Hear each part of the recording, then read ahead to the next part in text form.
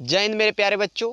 हम लोग पढ़ रहे थे वेद, और वेद से हम लोगों ने देखा कि भारत देश का उत्पत्ति कैसे हुआ, भारत देश में किन किन प्रकार के लोगों ने जन्म लिया, भारत देश जो है वह भगवानों का देश कैसा बना, भारत देश में भगवानों ने कैसे जन्म लिया और उनकी कर्मकांड, उनकी लीलाएं, उनकी शक्तियां क्या थी। हम लोग इन सभी चीज़ों पे चर्चा कर चुके थे। लेकिन क्या आज का वह समय रहा? ज़रा आप लोग कमेंट बॉक्स में ज़रूर बताइएगा। क्या आज लोग भगवान को मानते हैं? क्या आज के बच्चे भगवान को पूजते हैं?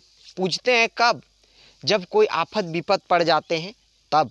जब कोई लड़का का एग्ज़ाम रहता है तो एग्ज़ाम देने से पहले देखना बहुत बड़ा बड़ा टिकाव का लगा के जाता है कि भगवान पास करा दीजिएगा। खैर, लेकिन आजकल के बच्चों में बहुत कम देखने की स्थिति मिलता है, ठीक ना। लेकिन हम लोगों ने वेद से बहुत कुछ जाना, वेद से बहुत कुछ सीखा।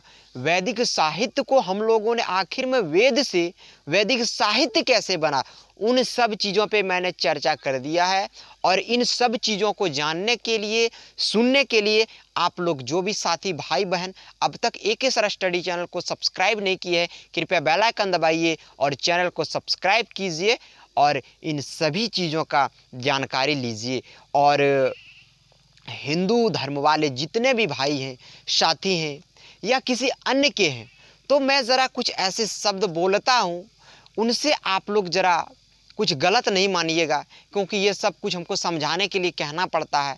मैं किसी के प्रति भड़काता तो नहीं हूँ, जो भी कहना रहता मैं खुद अपने धर्म के ऊपर कह देता हूँ, क्योंकि मेरे धर्म के लोग जल्दी बुरा नहीं मानते हैं, अदर धर्म वाले बुरा बहुत जल्दी मान जाते हैं। खैर, उतना दूर हम लोगों को अब नहीं पहुंचना है, और अब हम लोगों को चर्चा करना सीधा अपने टॉपिक पे। और टॉपिक हम लोगों का जो है, वैदिक साहित्य को हम लोगों ने भली भांति समझा, और वैदिक साहित्य का सब्जेक्टिव जितना चीज़ था वो सब कुछ मैं आप लोगों को बता दिया हूँ।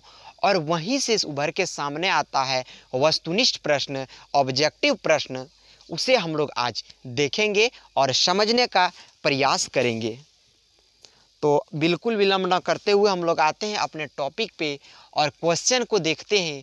तो पहला क्वेश्चन हम लोगों का है, 800 ईसा पूर्व से 600 ईसा पूर्व का काल किस युग से जुड़ा हुआ था? 800 ईसा पूर्व से 600 ईसा पूर्व तक के जो काल थे, जो समय थे, वह किस युग से जुड़ा था? सतयुग, कलयुग, ब्राह्मण युग, त्रेता युग, इस तरह के 4 ऑप्शन दिए रहेंगे, उसमें से एगो चुनना है। तो जिनको पता है ज़रा कमेंट बॉक्स में ज़रूर बताइएगा कि 800 से 600 ईसा पूर्व के काल को, युग को किस समय में देखा गया था, किस समय से जोड़ा गया था। तो चलिए इसका आंसर जानिए। ब्राह्मण युग से जुड़ा हुआ था। 800 से 600 ईसा पूर्व के काल किस युग से, किस काल खंडों से जुड़ा हुआ था? तो वह ब्राह्मण युग से जुड़ा हुआ था। अगला क्वेश्चन देखते हैं। बहुत ही जाने माने क्वेश्चन है, और इस क्वेश्चन को लगभग इस चैप्टर के दौरान हम लोग लगभग 20 बार तो जरूर इनका उच्चारण किए होंगे। गायत्री मंत्र से क्वेश्चन है कि गायत्री मंत्र किस पुस्तक में मिलता है। गायत्री मंत्र तो ऐसे बहुत से आप पुस्तक निकल गए, ठीक ना, उसमें मिल जाएगा, लेकिन इनका जो सर्वप्रथम पुस्तक है जिनमें इनका उल्लेख हुआ, तो वह पुस्तक कौन सा है? ऋग्वैदिक पुस्तक है। कौन सा पुस्तक है? तो ऋग्वैदिक पुस्तक है। आप लोग जरा गौर से सुनिएगा और समझने का प्रयास कीजिएगा। अगला क्वेश्चन देखते हैं हम लोग। गायत्री मंत्र के नाम से प्रसिद्ध, क्वेश्चन जरा गौर से सुनिए, हम दोहरा रहे हैं। गायत्री मंत्र के नाम से प्रसिद्ध मंत्र सर्वप्रथम किस ग्रंथ में मिलता है? तो वह ऋग्वेद से ही मिलता है, और ऋग्वेद के 3य मंडल में इनका उल्लेख है, और इनके रचयिता विश्वामित्र हैं, और यह मंत्र जो है सूर्य देवता सविता को समर्पित है। ये सब चीज़ तो हम बता दिए हैं। अगला देखते हैं, गायत्री मंत्र की रचना किसने की थी? तो वह विश्वामित्र ने गायत्री मंत्र का रचना किया था। क्योंकि भारत की भूमि जो है, भारत ये जो देश है, ये ऋषि मुनियों का देश है, ये पंडितों का देश है, ये भगवानों का देश है। लेकिन हम लोग अपनी धार्मिक प्रवृत्ति को काफ़ी पीछे छोड़ दिए हैं, लेकिन उसे पीछे नहीं छोड़ना है। हमें अब उन पे काम करना चाहिए, हमें धर्म को अपनाना चाहिए, हमें धर्म के प्रति हमेशा जागरूक रहना चाहिए। तो इन सब को जानने के लिए आप लोगों को हमारे चैनल से जुड़ना होगा और चैनल से जुड़िए और इस तरह के लेटेस्ट वीडियो, लेटेस्ट टॉपिक के बारे में आप लोग जानिए, जिससे जीवन जीने में सार्थक हो। अगला क्वेश्चन हम लोग देखते हैं, पुराणों से है और कह रहा है कि पुराणों की संख्या कितनी होती है। तो पुराणों की संख्या 18 है, जो कि पूरा मैं डिफिनेशन के साथ आप लोगों को बता दिया हूँ।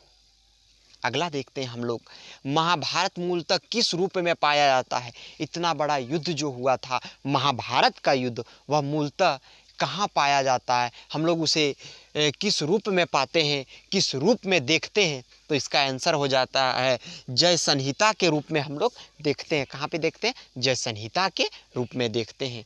और अंतिम और इम्पोर्टेंट क्वेश्चन है सत्यमेव जयते। सत्यमेव जयते का बखान यदि करें तो शब्द में कमी आ जाएगा कि सत्यमेव जयते का अर्थ बताते बताते शब्दों में कमी आ जाएगी, लेकिन इनका बखान नहीं हो पाएगा। सत्यमेव जयते आप लोग देखते होंगे थाने में, स्कूलों में, कोर्ट कचहरी में कि सत्यमेव जयते का एक बहुत बड़ा ये बना के रखा जाता है कि जहाँ बैठते हैं उसके ऊपर में टांगा जाता है, महापुरुषों के नामों के नीचे लगाया जाता है सत्यमेव जयते। सत्यमेव जयते अधिकतर हम लोग यदि स्कूल जाएं, कॉलेज हो या किसी अन्य स्थान पे देखें तो सत्यमेव जयते का जो है बहुत बड़ा योगदान है हमारे इस जीवन में। और सत्यमेव जयते को जो अपने जीवन में उतारने का प्रयास करता है उसका जीवन बहुत ही सार्थक हो जाता है। आइए हम लोग देखते हैं कि सत्यमेव जयते का क्वेश्चन क्या है। तो यह पूछ रहा है कि सत्यमेव जयते का भी यदि उदय हुआ है तो इन वेदों से हुआ है, इन कर्मकांडों से हुआ है। सत्यमेव यदि आज हम लोग सुनने को मिल रहा है तो कहाँ से मिल रहा है? तो इन वेदों से ही मिल रहा है, इन धार्मिक ग्रंथ से ही मिल रहा है, इन महाभारत से मिल रहा है, इन रामायण से मिल रहा है और इन पुराणों से मिल रहा है, इन धार्मिक ग्रंथों से मिल रहा है। सत्यमेव जयते। देखिए हम लोगों का जीवन के एक एक कदम पे धर्म का बहुत बड़ा योगदान है। तो क्या कह रहा है क्वेश्चन? सत्यमेव जयते कहाँ से लिया गया है? तो सत्यमेव जयते जो है वह मुंडको उपनिषद से लिया गया है। कहाँ से लिया गया है सत्यमेव जयते? तो मुंडको उपनिषद से लिया गया है। आप लोगों को यदि वीडियो अच्छा लगे तो ज़रूर लाइक शेयर कीजिएगा और जो भी साथी नए वो चैनल को सब्सक्राइब कीजिएगा। धन्यवाद। जय झारखंड, जय जोहार झारखंड।